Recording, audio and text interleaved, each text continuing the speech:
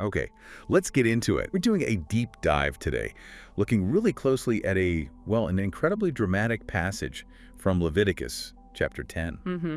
It's quite something. Yeah, and we're using excerpts from Consecration and Consequences to sort of guide us through these verses. Right. Our aim really is to understand this sequence of events, these specific commands that come right after a tragedy, and what this passage is telling us, according to the source, about approaching God, about priestly duties here. And there are some surprising details in there for sure. Definitely. So the source kind of throws us right in, doesn't it? The core event happens almost immediately. It does. No preamble. Straight to Aaron's sons, Nadab and Abihu. They grab their censers, put fire in them, add incense. And then they offer this unauthorized fire, as the source calls it, right before the Lord. And it explicitly says, this was contrary to his command. They weren't supposed to do it this way. So a clear transgression described right at the start, and the consequence. Immediate and devastating. Yeah, the text says, so fire came out from the presence of the Lord and consumed them, and they died before the Lord. Just like that. Instantly, right there. It's presented as this overwhelming direct result. Right, in God's presence. Wow. And Moses, his reaction to Aaron, his brother, interpreting this, it's intense. He quotes the Lord directly, doesn't he? Saying, among those who approach me, I will be proved holy. In the sight of all the people, I will be honored. A very direct message about divine holiness and honor, right in that moment of grief. And Aaron's response, or, well, lack of response. The source highlights it. Aaron remains silent. That silence feels heavy, doesn't it? Considering his sons just died, and then hearing that divine explanation kind of hangs there in the text. It really does. So, Nadab and Abihu are dead. What happens next, practically speaking? Well, the source says Moses deals with it right away. He calls over Mishael and Elzaphan, who are identified as sons of Aaron's uncle, Uziel, so cousins to the deceased. Exactly. And Moses tells them, come here, carry your cousins outside the camp, away from the front of the sanctuary. And they do it. They carried them out still in their tunics, just as Moses instructed. Very specific. Okay, so the bodies are removed. Yeah. But then the focus shifts hard onto Aaron and his living sons, Eleazar and Ithamar. Moses issues some immediate, very strict commands. Yeah, this is striking. Right after this happens, they get these severe restrictions placed on them because of their role. What are they? Well, first, they're explicitly told not to show outward signs of mourning. Don't let your hair become unkempt. Don't tear your clothes. And there's a reason given, right? Pretty serious one. Extremely serious. The text says, if they do mourn like that, you will die and the Lord will be angry with the whole community. Wow. So their personal grief is secondary to their role and the potential impact on everyone else. But others can mourn? Yes. The source contrasts the rest of the Israelites, the community, are permitted to mourn the burning the Lord brought about, but not Aaron and his sons. That really highlights the unique position they're in. Another immediate command. Don't leave the entrance to the tent of meeting. Stay put. And the reason for that one? Again, life or death. Or you will die, because the Lord's anointing oil is on you. Their consecrated status ties them to that space, it seems. And did they obey? So they did as Moses said. Strict adherence in the face of tragedy. Okay, so those are the immediate commands from Moses. But then things shift, and the Lord speaks directly, just to Aaron. That's right. The narrative highlights the Lord addressing Aaron himself, giving a command that seems to build on this whole situation, but has lasting implications. Oh, is that command? You and your sons are not to drink wine or other fermented drink whenever you go into the tent of meeting. Another restriction tied to entering the sacred space. And the consequence? Same severe warning, or you will die. It's consistently presented as a matter of life and death. And this wasn't just for that day, was it? No, it calls this a lasting ordinance for the generations to come. A permanent rule established here. So, why?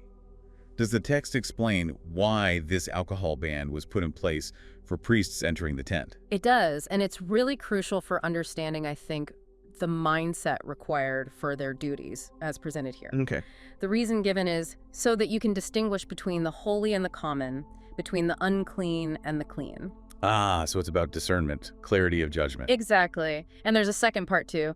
So you can teach the Israelites all the decrees the Lord has given them through Moses. Right. So sobriety is directly linked in the source to both making vital religious distinctions and being able to effectively teach God's laws. They need clear heads for both. Precisely. It suggests a certain mental and perhaps spiritual state is necessary to perform these sacred tasks and guide the community correctly. You can't be impaired. Makes sense. Okay, so after that direct word from the Lord to Aaron, the source brings us back to Moses giving instructions, this time about the offerings, their portions. Yeah, specific rules for Aaron and his remaining sons about what they get to eat from the offerings and how. Let's break those down as the source lays them out. What about the grain offering? For the leftover grain offering, the part made without yeast, Moses says they need to eat it beside the altar, specifically in the sanctuary area. And why there? Because the text says it's most holy, and eating it there is their commanded share. Location matters based on holiness level. Okay, most holy grain offering eaten in the sanctuary area. Got it. What else? Then there's the breast that was waved and the thigh that was presented. These come from the fellowship offerings. And the rules for those? These, Aaron and his sons and his daughters can eat, so more of the family included, but the location is different. Eat them in a ceremonially clean place, not necessarily right beside the altar. Interesting. So different offering, different rules for who eats and where, but still designated as their rightful share. Right, and the source mentions these parts, the thigh and breast, are waved before the Lord with the fat portions, and that action secures it as a perpetual share for Aaron's line as commanded. A recurring rite established through ritual. Okay, lots of detailed instructions following the main event, but the chapter isn't quite done, is it? There's another incident described. That's right, a bit of a confrontation, actually. Moses asked about the goat for the sin offering. What did he find? He found out it had been completely burned up instead of being eaten by the priests. Ah, and Moses wasn't happy. No, the text says he was angry. And he confronts Eleazar and Ithamar about it. Why was he angry? What was the issue with burning it? Moses lays out his reasoning based on the rules they'd presumably been given. He says the sin offering is most holy, Okay. and that it was given to the priests for a specific purpose, to take away the guilt of the community by making atonement for them before the Lord. Eating it was part of that process. So by burning it instead of eating it, they failed in that function. That seems to be Moses' point. He specifically says that since the goat's blood was not taken into the holy place itself, a key detail here, they should have eaten it in the sanctuary area, just as he had commanded. Right, so the procedure depended on where the blood went.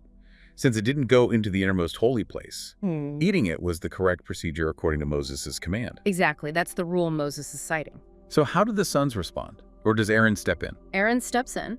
He replies directly to Moses, and his response seems colored by the day's events. What did he say? He first acknowledges the immense tragedy.